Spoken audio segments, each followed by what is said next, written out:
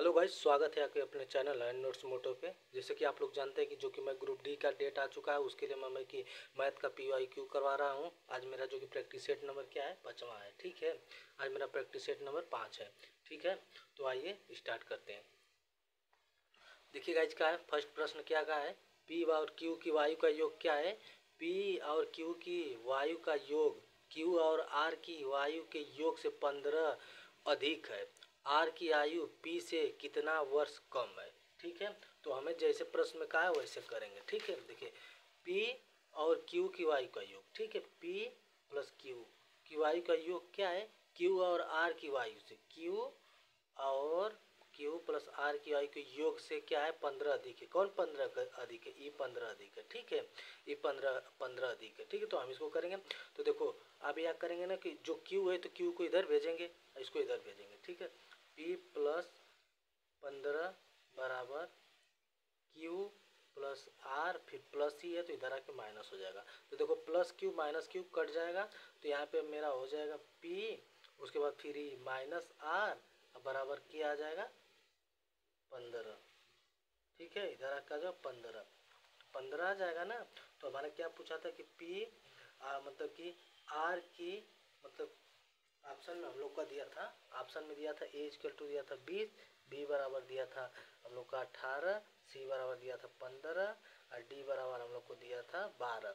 तो ऐसे दिया था, तो हम लोग का अंतर कितना आ गया कि ये कितना अधिक था, इतना अधिक था। तो हमारा कितना आ जाएगा, P माइनस P से कितना अधिक है, 15 अधिक है। तो 15 हमारा आंसर हो जाएगा। नहीं तो इस तरह कर लेंगे कि करा है, क्या करा है कि P प्लस क्यू ना, P प्लस क्यू इन दोनों का योग क्या है, माइनस Q प्लस R, इसके क्या है, इससे क्या है 15 अधिक है, इससे क्या 15 अधिक है। तो यहाँ से भी हम करेंगे तो P plus Q minus Q फिर माइनस R बराबर 15, Q से Q कट जाएगा, P माइनस R बराबर 15। तो यहाँ से भी हमारा 15 आ जाएगा, तो हमारा आंसर क्या आ जाएगा, 15। ठीक है, देखिए सेकेंड क्या कर रहा है कि यदि x square plus 2x plus 9, ये वाला शिफ्ट जो गाइस था, जो मैं जब मैं इसको सॉल्व कर रहा था तो लगभग में 25 प्रश्न थे। तो 25 से मैं झूठ नहीं बोलूँगा, मैं भी इसको कम से कम 22-23 से इसमें हल कर पाया, क्योंकि मेरे को भी ये शिफ्ट थोड़ा सा हार्ड लगी थी। ठीक है, इससे पहले का जो शिफ्ट था वो तो ठीक थी, तो इसमें कर पाया, और जो नहीं हुआ मैं सॉल्यूशन देखा उसके बाद फिर बताया। तो देखिए क्या है कि X square plus 2x plus 9 is equal to X minus 2 X minus 3 है। तो परिमाणी मतलब क्या है कि परिमापी समीकरण है। समीकरण क्या है, तो ऑप्शन में दिया था क्या, द्विघात समीकरण है, द्विघात समीकरण नहीं है। उसके बाद इस तरह दिया था ऑप्शन में कि द्विघात समीकरण है, द्विघात समीकरण नहीं है, नानावधि द्विघात समीकरण है कि द्विघात समीकरण, मतलब ऐसे ऑप्शन में करके दिया था। तो देखिए हमारा क्या दिया था ना कि हमारा दिया था कि क्या दिया है कि एक्स स्क्वायर, ठीक है, प्लस 2x प्लस 9 बराबर क्या है 0, ये समीकरण दिया है। उसके बाद इसको निकालना है एक्स माइनस 2, उसके बाद एक्स माइनस 3, इसका समीकरण निकालना है ना, इसके बराबर करके। ठीक है, तो देखो इसमें मल्टीप्लाई करेंगे, एक्स स्क्वायर हो जाएगा, फिर माइनस 3x हो जाएगा, फिर इसमें करेंगे तो माइनस 2x हो जाएगा, माइनस माइनस प्लस 6 हो जाएगा। तो यहाँ से x square minus minus 5x plus 6, ठीक है, अब बराबर कितना होता है x square plus 2x plus 9 होता है। ठीक है, तो देखिए ई क्या है हमारा, प्लस से ए भी प्लस इधर आएगा तो ये क्या हो जाएगा, दोनों कट जाएगा, ये दोनों कट जाएगा। तो जो हमारा स्क्वायर ही कट जा रहा है, एक्स स्क्वायर ही कट जा रहा है, तो हमारा कहाँ से समीकरण बनेगा, तो हमारा ऑप्शन में था कि द्विघात समीकरण नहीं है, तो ये हमारा क्या होगा, द्विघात समीकरण नहीं है, यही हम लोग का क्या हो जाएगा, आंसर हो जाएगा। ठीक है, नेक्स्ट प्रश्न गाइस क्या होता है, ये भी देखो प्रश्न अच्छा था कि यदि एक समबाहु के प्रत्येक अंतःकोण का माप 135 है, एक समबाहु के प्रत्येक अंतःकोण का माप क्या है, 135 है, तो उस बहुभुज में भुजाओं की संख्या ज्ञात कीजिए। तो भुजाओं की संख्या बराबर क्या होता है, 360 बटा के बाकोण ना। देखो भुजाओं की संख्या बराबर होता है भुजाओं, ठीक है ना, भुजाओं की संख्या, भुजाओं की संख्या बराबर होता है ना 360 बटा के बाकोण, बाकोण ना, 360 बटा के बाकोण की माप। ठीक है, ये होता है ना। तो हमारा भुजाओं की संख्या बराबर ये होता है, तो हमें भुजाओं की संख्या निकालने के लिए बोला है। तो देखो हमारा क्या होता है ना, बाकोण प्लस अंतःकोण बराबर 180 होता है। क्या होता है, बाकोण प्लस अंतःकोण बराबर क्या होता है 180 होता है। ठीक है, बाह्यकोण प्लस अंतःकोण बराबर 180 होता है। तो अंतःकोण का मान दिया था, देखो क्या करा है ना कि यहाँ पे कि अंतःकोण का माप 135 है, इसका माप 135 है, हमें बाह्यकोण का मान निकालना है। ठीक है, 135 180, तो ठीक है, तो बाह्यकोण, तो ये बाह्यकोण मान लो कि यक्स है। ठीक है, तो 180 माइनस 135, तो इसमें हम घटाएंगे तो कितना आ जाएगा 45 आ जाएगा। ठीक है, तो हमारा बाह्यकोण आ जाएगा 45। तो यहाँ पे दिया है कि भुजाओं की संख्या बराबर 360 बटा के बाह्यकोण, तो हमारा हो जाएगा 360 बटा के बाह्यकोण मतलब कि 45 हो जाएगा। जब इसको काटेंगे तो 8 45 0, 8 चौको 32 36, तो 360, तो 8 अलग है, तो हमारा 8 क्या हो जाएगा आंसर हो जाएगा।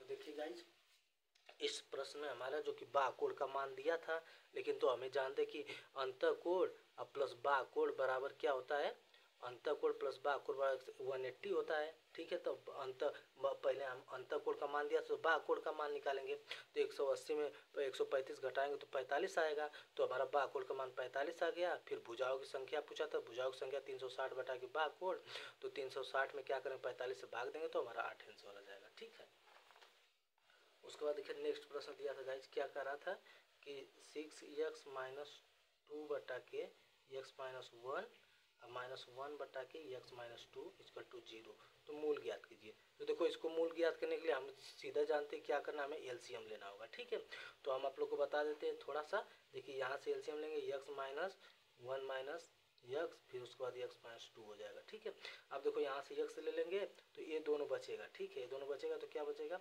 x minus 1 x minus 2 into क्या उठेगा इंटू 6, फिर यहाँ से माइनस लेंगे, यहाँ से x माइनस 1 खत्म हो जाएगा तो बचेगा x, तो क्या बचेगा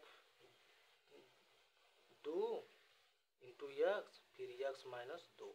ठीक है, फिर माइनस यहाँ से इसको खत्म करेंगे तो बचेगा यक्स, यहाँ से देखो ये यक्स बचेगा, फिर x minus x plus x minus 2 खत्म हो तो यक्स प्लस 1 बचेगा, तो क्या बचेगा यहाँ पे यक्स, फिर यक्स प्लस 1 और उसके बाद यक्स, उसके बाद क्या बचेगा 1 बचेगा। ठीक है, तो इसको यहाँ से 1 था, तो हमारा क्या इसके इस तरह करके इसको हमें सॉल्व करना था। ठीक है, तो हमारा इसको सॉल्व करके हमारा समीकरण बनेगा। ठीक है, लास्ट में समीकरण बनेगा तो हमारा जो मूल आएगा, तो हमारा मूल आएगा ही। ठीक है, यक्स बराबर 4/3, x बराबर 3। ठीक है, तो आप लोग यहाँ तक सॉल्व कर लीजिएगा एलसीएम लेकर। ठीक है, सामने दिया है। अभी नेक्स्ट प्रश्न था, ये पूछा था कि x किसी काम को शायद 21 दिन में करता है और y उसी काम को कितने दिन में करता है 24 दिन में करता है, तो पूछा था दोनों मिलकर उस काम को कितने दिन में करेंगे, तो ये कितना दिन में करता है 168 दिन हो जाएगा इसका, ये कितना 8 दिन, ये कितना 7 दिन, इसका इन दोनों का एलसीएम हो जाएगा 168, तो इसका हो जाएगा 8 दिन, इसका हो जाएगा 7 दिन, फिर सब 15 हो जाएगा, फिर 168 से 15 से भाग दे देंगे तो कितना हो जाएगा 11 सही 3 बटा के 15, ये हमारा क्या हो जाएगा दोनों मिल के करेंगे। ठीक है, यही प्रश्न पूछा था। और देखिए एक ये है जो कि बार का प्रश्न है। बार का प्रश्न में क्या दिया था कि आप लोग को बता भी चुके कितनी बार का प्रश्न, देखो 0.47 और फिर 4 7 4 7 4 7 4 7, मान लो 4 7 4 7 4 7 4 7 4 7, मतलब डट डट डट पूरा। तो जब भी मैं बताया आप लोग को कि जब भी जितने भी संख्या एक ही बार बार रिपीट होगी ना, तो उसमें क्या करेंगे हम बार लगाएंगे, 0.47 पे बार लगा लेंगे। ठीक है, तो हम आप लोग को बताएं कि जैसे कि मान लो कि यहाँ पे 0.477 पे बार है ना, तो आप लोग को बताए थे कि जितने संख्या बार रहता है उतना 9 लिखते हैं। ठीक है, जितना संख्या बार नहीं रहता है पूरे संख्या में उसको माइनस करके उतना 0 लिखते हैं। तो देखो इसको भिन्न में बदलना होगा तो क्या करेंगे, जितनी संख्या बार है उसको 9 लिखेंगे। ठीक है, पूरी संख्या कितनी 47 है, फिर -4 पे बार नहीं है तो -4 करेंगे।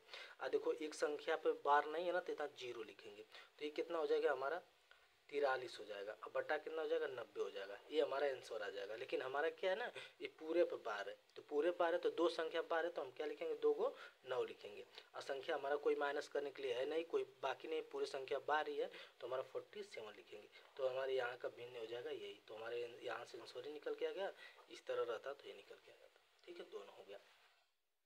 अब देखिए नेक्स्ट प्रश्न क्या दिया था गाइज, कह रहा है यदि ए बी बराबर एक्स प्लस 3 है, बी सी बराबर 2x है और ए सी बराबर 4x माइनस 5 है, तो x के किस मान के लिए बी ए सी पर स्थित होगा ना, बी ए सी पर स्थित होगा ना। तो देखो इसे दिया था A B C, A B का मान एक्स प्लस 3 था, 2x था, यहाँ पे ए और उसका जो पूरा था ए और सी, ए सी का यहाँ से ए सी का मान पूरा 4x माइनस था, तो किस मान के लिए स्थित था ना।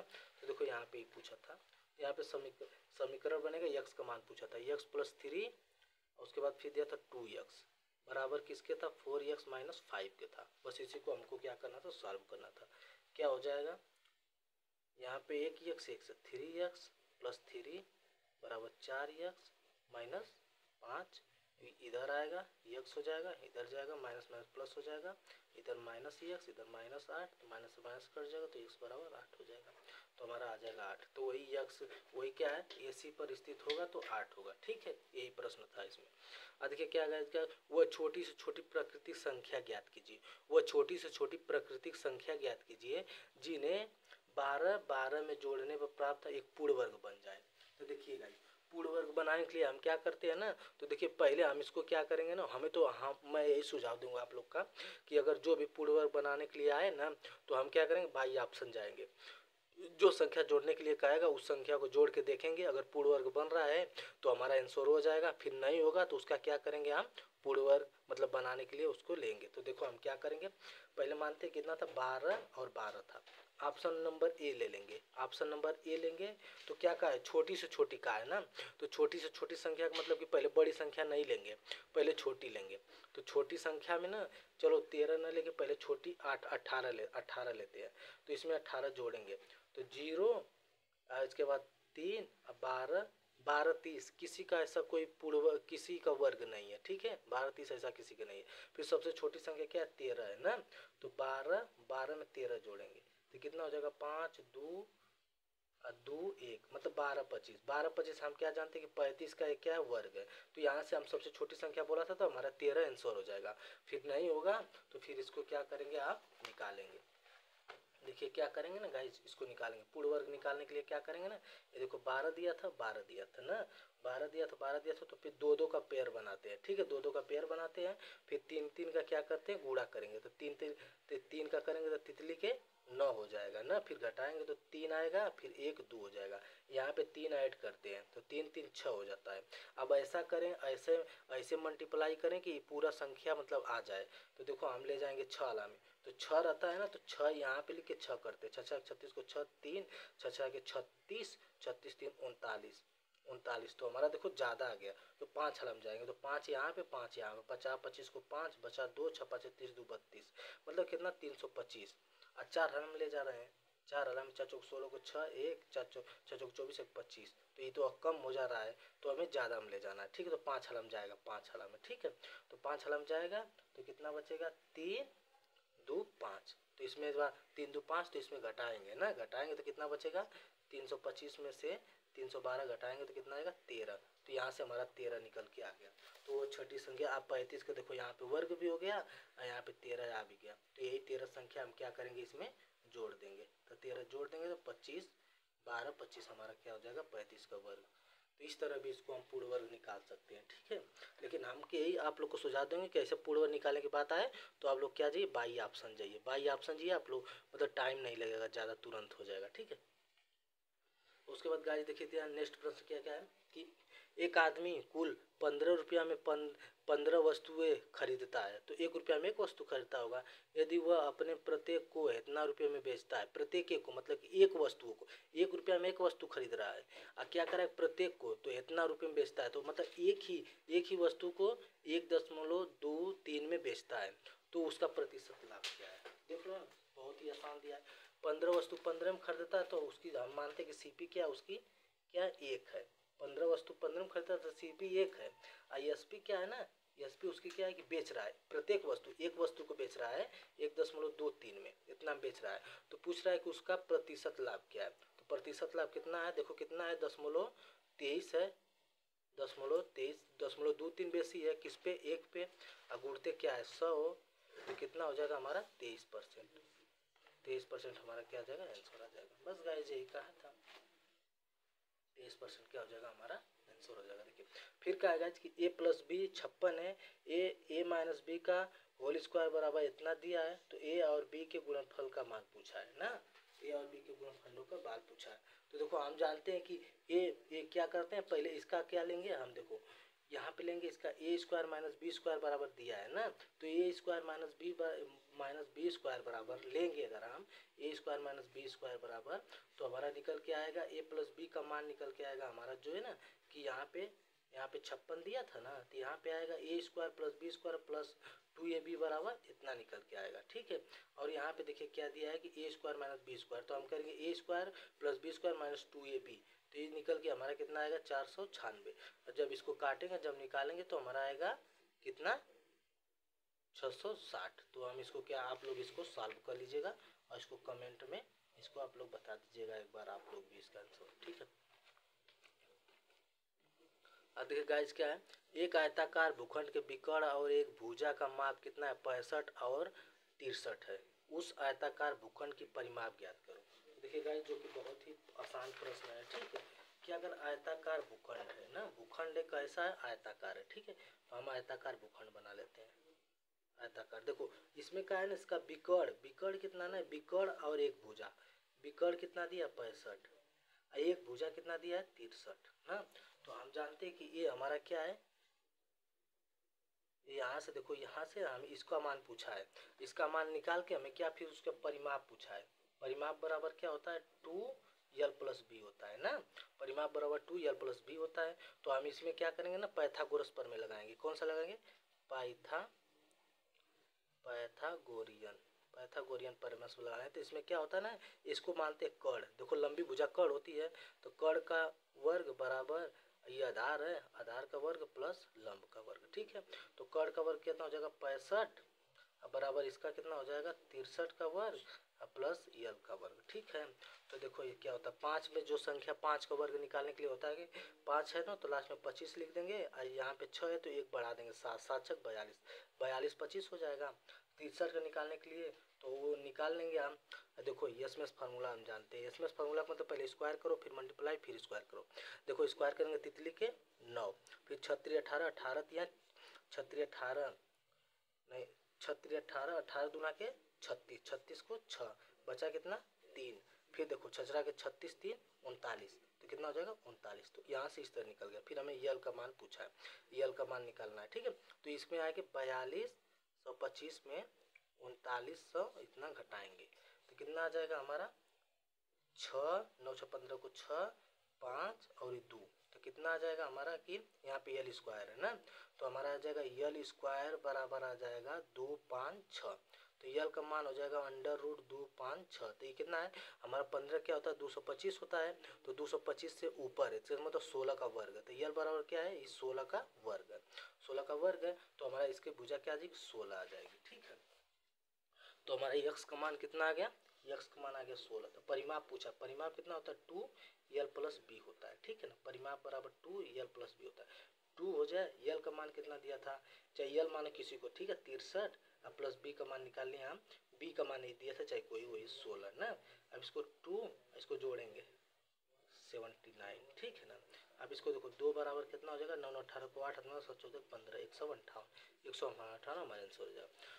तो वही कहा था ना कि एक आयताकार दिया था उसका विकर्ण दिया था, एक भुजा दिए थे दूसरा का भुजा निकालना था, तो कर्ण का वर्ग बराबर आधार को परिमाप को पाइथागोरस प्रमेय से रख के निकालेंगे तो यल बराबर 16 आ जाएगा। फिर परिमाप बराबर जानते हैं 2l प्लस बी होता है, तो 2l प्लस बी रख लेंगे आ जाएगा। ठीक है गाइस, तो ये वाला भी प्रश्न हम लोग का क्या है कि बहुत ही आसान है। ठीक है, उसके बाद देखियो क्या है, एक लड़का 6 किलोमीटर प्रति घंटा की चाल से दौड़ता है और इतना किलोमीटर की भुजा वाले एक वर्गाकार मतलब देखो एक क्या है, एक वर्गाकार है ना, वर्गाकार मैदान के चारों ओर एक पूरा चक्कर लगाता है, मतलब एक वर्गाकार मैदान है इसे चारों ओर पूरा चक्कर लगा रहा है। ठीक है ना, पूरा चक्कर लगाता है, तो कितने समय में उस मतलब कि पूरा चक्कर लगाने में कितना समय लेगा ना। तो हम क्या जानते हैं चाल बराबर क्या होता है दूरी बटा के समय होता है ना, चाल बराबर दूरी बटा के समय, तो समय बराबर हमारी क्या आ जाएगी दूरी अब बटा के क्या हो जाएगा चाल, दूरी बटा के चाल हो जाएगा ना। तो समय हमारा कितना दिया है, दूरी कितना दिया है देखो 38 है 38 है और 4 वर्ग क्या है ना, वर्ग इधर जा रहा है इधर जा रहा है तो चारों भुजा और दौड़ रहा है, तो 38 गुणे हो जाएगा 4 दूरी पूरा। उसके बाद समय कितना हमारा 6 है ना, 6 किलोमीटर प्रति घंटा है, तो मीटर प्रति सेकंड में बदलने के लिए हमें क्या करना होगा, 6 किलोमीटर प्रति घंटा है तो मीटर प्रति सेकंड में बदलने के लिए हमें देखो किलोमीटर प्रति घंटा से छोटा में बदलना है तो 5/18 करेंगे। मीटर प्रति सेकेंड में बड़ा में बदला था 18/5 करेंगे, मतलब कि बड़ा से छोटा में बदलना तो छोटा बढ़ा के बड़ा करेंगे, बड़ा छोटा में बदलना तो छोटा बढ़ा के बड़ा करेंगे।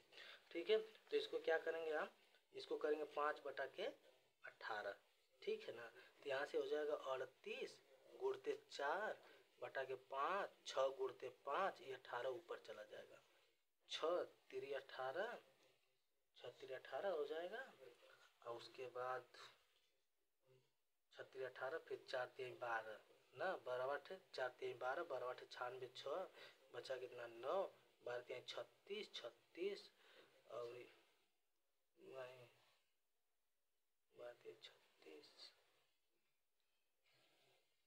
36 36 36 45 ना, 45 हो जाएगा। ठीक है, तो यहाँ बचा इतना मतलब कि 400 मतलब 56, अब बचा कितना संख्या 5, 5 से करेंगे 5 9 45, 5 1 5, 5 गुना के 10, मतलब इतना हमारा क्या आ जाएगा, समय आ जाएगा, तो इतना हमारा आंसर हो जाएगा। ठीक है गाइस, ये भी प्रश्न क्या है कि ठीक था, बस थोड़ा सा यहीं पे घुमाया था। 60 किलोमीटर देना चाले तो 38 किलोमीटर वह वर्गाकार मैदान के चारों तरफ पूरा चक्कर लगा रहा था, कितना समय लेगा, तो हम जानते हैं कि समय बराबर होता है दूरी बटा के 4। और गाइस देखिए इतना मैं आज 5वां सेट जो कि ग्रुप डी का PYQ जो कि 2022 में हुआ है ना, पूरा PYQ 2022 में हुआ है ना, पूरे का आज मैं 5वां सेट करवा रहा है, जो कि ये सेट जो कि सबसे अलग लगा। ठीक है ना, इसमें प्रश्न भी सबसे अच्छा पूछा गया था। हमें लग रहा है इस शिफ्ट में जिसका एग्जाम रहा होगा उसको नॉमिनेशन भी 6 से 8 नंबर मिला होगा। ठीक है ना, अब देखो क्या है, एक प्रश्न और है जो कि इसमें कैलकुलेटिव ज़्यादा था। ठीक है ना, एक प्रश्न देखो ये है जो कि बहुत ही अच्छा प्रश्न है, त्रिभुज का क्षेत्रफल निकालने के लिए बोला है और त्रिभुज के शीर्ष का मतलब वो दिया है। ठीक है ना, जो होता है कितना होता है 223 231 312, ये फार्मूला होता है। ठीक है ना, आइए बताते हैं। देखिएगा इसका रहा ना, उस त्रिभुज का क्षेत्रफल निकालिए जिसका शीर्ष कितना दिया है, एक दिया 0 2, दूसरा क्या दिया है ना 2 और 3। ठीक है, तीसरा क्या दिया है 8 3 और 1 दिया है ना। तो देखिएगा ऐसे जब दे देता है ना, त्रिभुज का क्षेत्रफल निकालने के लिए बोला, ऐसे जब दे के त्रिभुज का क्षेत्रफल निकालने के लिए बोला, तो मान लो कि ऐसे कोई दिया होगा, कोई त्रिभुज है, ये ए है, ये बी है, सी है, इसका मान दिया होगा ई, इसका दिया होगा ई, इसका मान दिया होगा ई, बस यही किया होगा और क्या किया होगा। इसका जब क्षेत्रफल निकालने की बात करेगा ना, तो इसके लिए एक फार्मूला होता है। ठीक है ना, देखो पहले जानते हैं इसमें क्या होता है, फर्स्ट क्या होता है यक्स होता है, एक क्या होता है वाई होता है, फिर क्या होता है यक्स होता है, फिर वाई होता है, फिर यक्स, फिर वाई। अब यहाँ पे देखो x1 y1, x2 y2, x3 y3, इतना हम लोग को क्या है बात याद रखना है। अब देखो इसके लिए एक फार्मूला होता है, क्या होता है ना 1/2 कितना होता है 123, 123 का मतलब क्या होता है ना 1/2 होता है x1, फिर ब्रैकेट में क्या होता है y, देखो हम ऐसा करें कि चलो x लिख दिए फिर y माइनस वाई लिख दिए ना, फिर उसके बाद प्लस x लिख दिए फिर y माइनस वाई लिख दिए ना, फिर क्या लिख दिए प्लस लिख दिए ना, x लिख दिए, फिर क्या लिख दिए y माइनस वाई लिख दिए, y माइनस वाई। ठीक है, सब में हमें x देखो बाहर रहेगा, अंदर ब्रैकेट में y रहेगा ना, तो देखो क्या रखना हमें 123 रखना है, 1 2 3।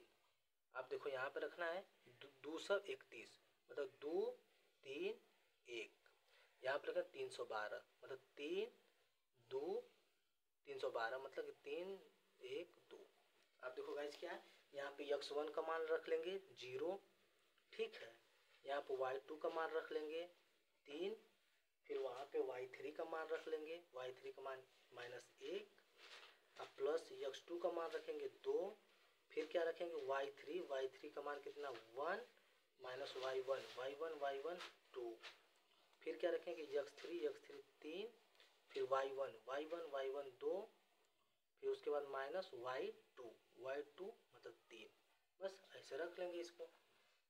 तो देखिए ये हमारा क्या हो जाएगा 0 हो जाएगा, यहाँ पे 1/2 रहेगा, ये 0 है, 1/2 ये 0 है। देखो ये 3 है माइनस 1 है, 3 है माइनस 1 है, तो यहाँ से मेरा क्या आ जाएगा 2, ठीक है 2 आ जाएगा। नहीं ये तो पूरा इसको इसमें इसको मल्टीप्लाई करेगा, अगर इसको मल्टीप्लाई करेगा तो ये हमारा क्या हो जाएगा, मल्टीप्लाई करेगा ना तो ये हमारा पूरा 0 0 हो जाएगा, ठीक है। यहाँ पे देखो 2 माइनस 2, 2 माइनस 2, तो यहाँ पे देखो प्लस है ना, प्लस में गाइस 2 माइनस 2 प्लस 3 यहाँ पे करेंगे। चलो ठीक है देखते हैं एक बार हल करके। यहाँ पे 2 हो जाएगा, फिर क्या हो जाएगा 2 प्लस में फिर माइनस 2 प्लस कितना हो जाएगा 3 दूना 6 फिर माइनस 9, ठीक है। इसको करते हैं 1/2, फिर ये मान लो कट भी गया तो ये हमारा कितना बचेगा 3 ना, कितना बचेगा अंदर से 3, तो 3/2, तो यहाँ पे बचा है 2। लग रहा है कैलकुलेशन में गलती हुआ है क्या। तो गाइस प्लस माइनस का खेल है, मतलब यहाँ तक हम आप लोग को बता दें, इसके बाद अच्छा से देख लीजिएगा आप लोग कल कैलकुलेशन करके, ठीक है। तो यहाँ पे हमारा क्या हो जाएगा आंसर -10.5, ठीक है यही दिया था, इसका हम ऑप्शन भी नहीं लिखे हैं। देखिए नेक्स्ट प्रश्न क्या है। नेक्स्ट प्रश्न दिया है ना, यदि 3x - 2y बराबर 10 हो और xy बराबर मतलब 11 है तो 27x³ - 8y³ का मान ज्ञात करने के लिए बोला है, ठीक है। 27x³ - 8³ तो हम जानते हैं क्या होता है a³ - b³, तो a³ - b³ फार्मूला होता है, ठीक है। क्या होता है a³ - b³ फिर -3ab होता है, फिर कोष्टक में a - b होता है। तो इस फार्मूला पे इसको रख के हमें सॉल्व करना है, कर लीजिएगा आप लोग, आंसर आएगा 2980, ठीक है। आप नहीं जहाँ पे कैलकुलेशन समझ में आएगा तहाँ देख लीजिएगा, ठीक है। अब आज देखिए एक प्रश्न जो कि पार्टनरशिप से है, पूछा ए और बी एक व्यवसाय शुरू करते हैं क्या 42,000 और 56,000 का निवेश करते हैं वर्ष के अंत में। वर्ष का अंत मतलब कि 12 महीना, दोनों 12 महीना तक लगाएं तो इसका रेशियो 1:1 हो जाता है, तो इसको हम नहीं लिखते हैं तभी कोई दिक्कत नहीं रहता है। तो और इसके बाद इतना का लाभ कमाते हैं, तो बी का हिस्सा क्या होगा। तो देखो हमारा क्या होता है ना, पहले ए होता है फिर बी है, दोनों कितना, ये कितना 42,000 और ये कितना 56,000, ठीक है ना। तो दोनों का रेशियो ले लेंगे। तो देखो पहले तो वर्ष के अंत में बोला, चलो ठीक है रेशियो ले लेते हैं, 7 से काटेंगे, 7 7 6 42 7 8 56, ठीक है 7 से काट दिए। अब वर्ष के अंत में कर आए तो 1:1 का रेशियो और लेंगे, मतलब 12 लेंगे, तो 12 तो इसे कट जाएगा तो 1:1 बचेगा, तो मतलब 6 रेशियो यही आएगा, ठीक है। और उसके बाद फिर 2 से काटेंगे, इसको 2 से काटेंगे, 2 3 6 2 4 8 इतना आ गया। फिर पूछा है कि दोनों का लाभ, वर्ष के अंत में दोनों का लाभ कितना है, इतना है, मतलब कि दोनों का लाभ इतना है, ठीक है। दोनों का लाभ कितना 4 3 7, 7 का मान इतना दिया है। अब पूछा क्या बी का हिस्सा, बी का हिस्सा हमारा कितना है, बी का हिस्सा हमारा 4 है, 4 का मान पूछा है। बस 7 से काटेंगे, 7 1 7, फिर 7 दूना के 14, फिर 7 दूना के 14, 14 मतलब कि 14 मतलब 3 बचा, फिर 7 चौको 28, फिर 7 6 42, ठीक है इतना में कट जाएगा ना। फिर उसके बाद 7 से गुणा कर 4 से गुणा करेंगे, 0 6 चौक 24 को 4 2, फिर 4 चौक को 16 17 18 8 बचा 1, फिर 4 गुना के 8 1 9, फिर 4 के 4 49,840, ठीक है 49,840। तो ये हमारा क्या हो जाएगा आंसर हो जाएगा, ठीक है गाइज। तो ये मतलब हमको क्या है कि हम लोग का जो कि वैसा मतलब कि एक व्यवसाय शुरू किए, इतना का साझेदारी किए, ठीक है। वर्ष के अंत में, वर्ष के अंत में दोनों का लाभ क्या हो जाएगा 12/12 1:1 आ जाएगा, उसको नहीं लेंगे, वर्ष के अंत का बात करेगा। दोनों का लाभ क्या है इतना था, तो बी का हिस्सा पूछा था, तो दोनों का रेशियो निकाल लेंगे हम। तो दोनों का रेशियो निकालेंगे तो क्या हो जाएगा 7, 7 का मान दिया था, बी का पूछा, बी का 4 है तो 4 का, बस ये आसान प्रश्न, ठीक है। देखिए गाइज ये क्या था हमारा बहुलक, ठीक है ना, बहुलक ज्ञात करने के लिए बोला था। तो देखिए अगर यही बहुलक, तो बहुलक ज्ञात करने के लिए बोला था, तो बहुलक मतलब क्या होता है कि बहुलक जो कि ज्यादा लौके, बहुलक मतलब कि ज्यादा लौके, जो संख्या ज्यादा लौके, बहुलक मतलब बहुत मतलब कि बहुत लौकने वाला, मतलब बहुत दिखने वाला। ऐसे हम सोचे कि बहुत दिखने वाला मतलब इतनी संख्या में से जो संख्या ज्यादा दिखाई दे रही वही उसका क्या है बहुलक है। तो देखो 2 है, 2 2 बार है, उसके बाद देखो 5 है, एक ही बार है, फिर 15 लेंगे तो 1 2 3 एक 4 4 बार क्या है 15 है, 15 कितना बार है 1 2 3 उसके बाद 4 बार है, 25 लेंगे तो 1 2 2 बार है। तो इसका मतलब सबसे ज़्यादा बहुलक कौन सा हमें दिखाई दे रहा है, कौन सा दिखाई दे रहा है 15, तो हमारा बहुलक हो जाएगा 15। ठीक है, तो हमारा 15 क्या हो जाएगा, आंसर हो जाएगा।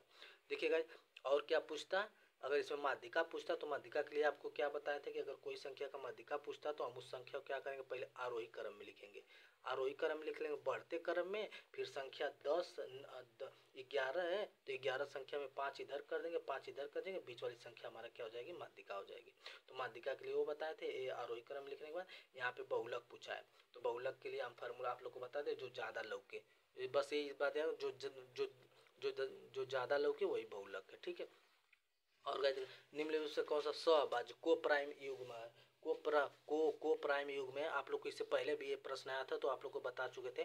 को प्राइम युग का मतलब होता है ना कि जो संख्या का यस्यप क्या हो ना, जो संख्या की यस्यप क्या हो 1 हो, तो जिस संख्या की यस्यप क्या हो 1 हो हमारा क्या है, को प्राइम है। को प्राइम तो सहभाज्य है। तो देखो हमारा ऑप्शन ऐसे दिया था 7 और कितना दिया था 7 और 14, 7 और 14 के एचसीएफ लेंगे तो कितना 7 होगा, 12 और 18 दिया था, 12 18 लेंगे तो 6 हो जाएगा, और उसके बाद देखा 17 और इतना दिया 17 और 170 का लेंगे तो 17 हो जाएगा। लेकिन 34 और 15, 34 और 15 का अगर हम लेंगे तो इसका एचसीएफ क्या हो जाएगा, हमें इसका अंतर 1 होगा, तो एचसीएफ हमारा क्या होगा 1 होगा, तो हमारा यही सहअभाज्य संख्या है। तो हमें ऐसे ऑप्शन में दिया था, इसको मानना था। ठीक है, और गाइस देखिए दिया, दो पूरक कोणों में से बड़े कोणों का माप छोटे कोणों के माप के 3 गुने से 6 कम है। बड़े कोणों का माप ज्ञात कीजिए। देखो पूरक, पूरक होता ना है, देखो पूरक किसको बोलते हैं, पूरक बोलते हैं 90 डिग्री को। ठीक है, समपूरक, समपूरक, पूरक 90 को बोलते हैं, समपूरक मतलब कि सम कर दे 90 और सम कर देंगे 180 को। तो इसे याद करने का ट्रिक है कि पूरक बोलेंगे 90 को, 90 डिग्री को, और समपूरक मतलब कि सम 90 और सम कर देंगे तो 180 को, 180 को क्या बोल देंगे, समपूरक। तो पूरक हो गया 90, समपूरक हो गया ये। तो पूछा कि पूरक है, पूरक कोणों में से बड़े कोणों का, बड़े कोण मतलब यहाँ पे क्या है, बड़ा छोटा है ना, बड़े और छोटा, बड़ा छोटा कोण है ना, बड़ा छोटा कोण है, तो कहता बड़ा कोणे का माप छोटे कोण का 3 गुना है। ठीक है, ये क्या 3 गुना है छोटे कोणों से। ठीक है, ये एक है, ये एक है, तो ये क्या 3 है ना, तो या तो ये x है तो ये क्या 3x है। ठीक है, x है 3x है। फिर कह रहा है कि 3 गुना से 6 कम है।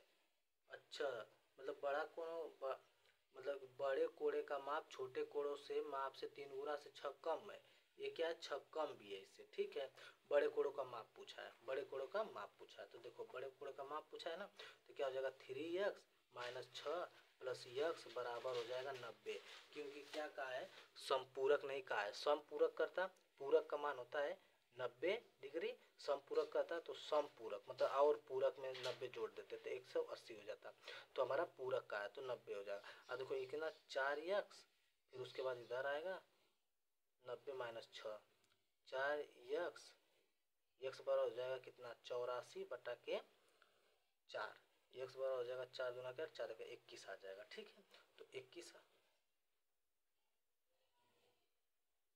90 है, अच्छा अच्छा अच्छा ये माइनस है ना, तो इधर आके क्या हो जाएगा प्लस हो जाएगा, इधर आके प्लस हो जाएगा, तो हमारा 96 हो जाएगा। ये 4 है ना, ये 4 है तो 96 बटा के 4 करेंगे तो 4 दूना के 8 हो जाएगा, 4 दूना के 8, 4 चौको 16, 24 आ जाएगा, सॉरी गाइस 24 आ जाएगा। ठीक है, 24 आ जाएगा। तो फिर पूछा है 24 आएगा ना, तो हमारा पूछा था कि बड़े कोणों का माप ना, तो बड़े कोणों का माप पूछा था, 24 आ गया बड़े कोणों का माप। तो देखो बड़े कोणों का माप निकालने के लिए क्या था 3x माइनस 6 था, तो 3x मतलब कि 3 गुणते 24 माइनस 6, 24 तिहाई कितना होता है, 4 3 12 को 2 हाथ में लगा ले, 3 6 1 7 72 माइनस 6, 24 तिहाई 72 माइनस 6 कितना हो जाएगा 66, 66 हमारा आंसर आ जाएगा। और नहीं तो गाइस ऐसे नहीं तो हम 90 में सीधा 24 घटा दिए होते तभी हमारा 66 आ गया होता, लेकिन बड़े कोणे का मान पूछा था, बड़े कोणे का मान रख के यहाँ पे x का मान यहाँ पे निकालेंगे, मतलब 66 डिग्री हमारा आंसर आ जाएगा। आइए गाइस नेक्स्ट प्रश्न देखते हैं। नेक्स्ट प्रश्न क्या कहता है कि देखिए जो कि बहुत ही आसान है, इसमें एक है कि यदि ब्याज रूप से चक्रवृद्धि, यदि क्या है कि यदि ब्याज वार्षिक रूप से चक्रवृद्धि होती है तो 10% वार्षिक चक्रवृद्धि ब्याज पर दर मतलब क्या 10,000 की राशि कितने वर्ष में बढ़कर 1331 हो जाएगी। तो देखिए गाइस, जो कि हम चक्रवृद्धि ब्याज पढ़ते होंगे, तो जब कितने वर्ष पूछेगा ना, कितने वर्ष बढ़ के कितना हो जाएगा ना, तो देखिए हम तुरंत क्या करते ना है, हम जो कि परसेंटेज दिया रहता है उस पर आते हैं। तो क्या करेंगे, जो देखे 10% दिया है, 10% पूछा कितने वर्ष में बढ़ के 10,000 से 31 हो जाएगा ना, कितने वर्ष में बढ़ के 10% का मान होता है 1/10। तो 10 से बढ़ के कितना 11, और कितने वर्षों में हो जाएगा, तो पहले कितना दिया था, क्या दिया था 10,000 दिया है ना, और कितना दिया है 3100, जीरो से जीरो कट जाएगा, बचेगा ई, मतलब कि 1000 और 31 बचेगा ना। तो हमारा देखो कितने वर्षों में बढ़ के, तो हम इसका स्क्वायर लेंगे तो 100 होगा, लेकिन इसका क्यूब लेंगे, इन सब का क्यूब लेंगे तो हमें कितना होता है 10,000, ऐसे कितना हो जाएगा 1331। तो हमें कितने वर्ष में बढ़ के 3 वर्षों में, तो इसका आंसर हो जाएगा 3 वर्षों में। लेकिन गाइस जब ये प्रश्न हम देख रहे हैं तो हम लोग को तुरंत याद होना चाहिए, 31 33 11 का होता है, ये 10 का दिया है, तो ये क्या है 10 का क्यूब है, ये 11 का क्यूब है, तो इसका मतलब कि 3 वर्ष में, तो ऑप्शन मार देते 3 वर्ष में, लगाने की जरूरत नहीं है, ठीक है। और देखिए नेक्स्ट प्रश्न जो है, जो कि बहुत ही आसान है, यदि x के 24% के 10% का मान इतना के बराबर है, तो x का मान क्या है, x के 24%, 24/100 गुणते 10/100 बराबर इतना है। अब इसको काट लेंगे, एक जीरो, मतलब ऐसे करेंगे ना, देखो एक जीरो से एक जीरो कट जाएगा, 24 से 24 कट जाएगा, बचेगा एक, 4 जीरो नीचे से इधर आ जाएगा, आप लोग कर, बहुत आसान है, ठीक है। और गाइस देखिए इसमें क्या कहा है, एक कक्षा में 30 विद्यार्थियों ने एक परीक्षा में भाग लिया, कितना लिया 30 विद्यार्थियों ने एक परीक्षा में भाग लिया, 15 विद्यार्थी के प्राप्तांकों का औसत 80 है, 12, तो 30 में से 12 का मतलब कि 80 औसत, शेष विद्यार्थियों को प्राप्तांकों का औसत कितना 75 है, तो कक्षा में प्राप्तांकों का औसत ज्ञात करो। तो देखो 30 में से 12 का तो औसत इतना है, तो 12 गुणते 80 करेंगे तो 996 औसत आ जाएगा, बचे कितने 18 बचा ना शेष, तो शेष का 18 बचा, तो 18 का मान कितना है 75, तो 75 गुणते 18 करेंगे 1350 आएगा। तो पूछा है प्राप्तांकों का मतलब कि इन दोनों का, तो इन दोनों का जोड़ेंगे तो कितना आएगा 2310, इन दोनों का फिर पूछा है कि औसत, तो पूरा जोड़ने पर 2310, पूरा कितना दिया 30, तो 2310 को 3 से काटेंगे, जीरो जीरो कट जाएगा, मतलब 77 हमारा क्या आ जाएगा आंसर आ जाएगा। प्रश्न ऐसे था, ठीक है गाइस। अब देखिए ये भी प्रश्न के बहुत ही अच्छा दिया, जो कि बाई ऑप्शन जल्दी से होगा, वह बड़ी से बड़ी संख्या क्या है जो 72 और 119 को विभाजित करने पर 3 और 4 शेष प्राप्त हो। वो बड़ी से बड़ी संख्या पूछा ना है, क्या है जो 72 और इतना से विभाजित करने पर 3 और 4 प्राप्त हो। तो बड़ी से बड़ी संख्या पूछा है, तो हम ऑप्शन में जाएंगे बड़ी संख्या पे, सबसे बड़ी संख्या 23 लेंगे, 23 से देखो हम इसमें भाग करेंगे ना, तो जब 23 से भाग करेंगे तो 23 तिया 69, तो देखो 69 और 72, 69 70 71 72, 3 बचा ना, तो देखो 3 बचा, फिर 23 से भाग करेंगे इसमें ना, तो 5 हलम जाएगा, तो 115 होगा, फिर 4 बचा, तो 23 4 बचा, 23 ही संख्या वो है जो कि हमारा आंसर हो जाएगा इसमें। तो हम ऐसी सवाल को क्या करेंगे आज ना, बाई ऑप्शन जाएंगे, बाई ऑप्शन जाते हैं तो हमें तुरंत बड़ी से बड़ी कहेगा तो बड़ी संख्या से लेके देख लेंगे, छोटी से छोटी बोलेगा तो छोटी संख्या से स्टार्ट कर लेंगे। अब देखो गाइज, आज देखिए एक डीआई का प्रश्न दिया था, ठीक है, डीआई का प्रश्न दिया था जो कि बहुत आसान था, कि पूछा था कि कोई मतलब वो संख्या थी उसको जोड़ने पर 380 आ रहा था, मतलब कोई किसी चावल का मान दिया था उसको जोड़ने पर 380 आ रहा था, फिर पूरे दालों का पूछा था कि कितने प्रतिशत है, पूरे दालों का औसत इतना आ रहा था, फिर दोनों का रेशियो पूछा था, ऐसे जीरो से काटते हैं, फिर ऐसे काट के इन सबको निकालते 23.6, ये डीआई था, डीआई जो कि बहुत आसान था, ठीक है। अब देखिएगा लास्ट प्रश्न है, क्या कहा है, वह छोटी से छोटी संख्या ज्ञात कीजिए जिसमें 6300 में गुणा करने पर प्राप्त संख्या पूर्ण वर्ग बन जाए। तो देखो ऐसी संख्या जब आती है पूर्ण वर्ग के लिए ना, तो इसमें हम क्या करते हैं बाई ऑप्शन जाते हैं, वह छोटी से छोटी संख्या ज्ञात की जो इतना में गुणा करने पर प्राप्त पूर्ण वर्ग बन जाए, छोटी से छोटी संख्या बोला ना है, तो पहले हम छोटी से छोटी संख्या जाएंगे, तो क्या है 63 है, 6300 है, उसमें छोटी संख्या हमारी कितना 6 है, 6 से गुणा करेंगे, 0 0 36 18 को 8 हाथ में लगा ले, फिर 6 36 1 37, देख रहे हैं इसमें कोई पूर्ण वर्ग बनने की ऐसी संभावना नहीं, फिर उसके आगे जाएंगे 7 है, तो कितना हो जाएगा 6300 गुणते 7, 0 से 0 7 तरीके का इसको 1, फिर 7 7 42 43 44 44, तो देख रहे हैं कि कितना है 441 किसका होता है 21 का क्यूब होता है, 21 का क्यूब होता है, तो मतलब 210 का क्यूब होगा ना, तो 7 रखने पर हमारा क्या बन रहा है संख्या, वो पूर्ण वर्ग बन जा रही है, तो हमारा ऑप्शन से देख लेंगे 7, नहीं तो गाइज अगर ऑप्शन से नहीं देखेंगे तो हम क्या करेंगे ना, इस संख्या के क्या लेते ना है, हम संख्या के इसको हम क्या करते हैं, फैक्टर करते हैं।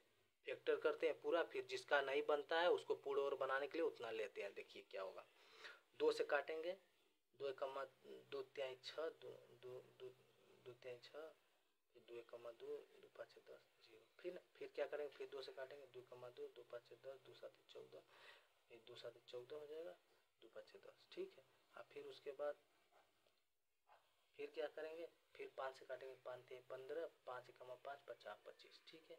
फिर क्या करेंगे, 7 से काटेंगे, 7 7 से काटेंगे ना, 7 से नहीं काटेंगे, फिर 5 से काटेंगे, 5 छका 30, 5 3 15, फिर 7 से काटेंगे, 9 7 63, फिर 3 से काटेंगे, तितली के 9, फिर 3 से तितली के 9।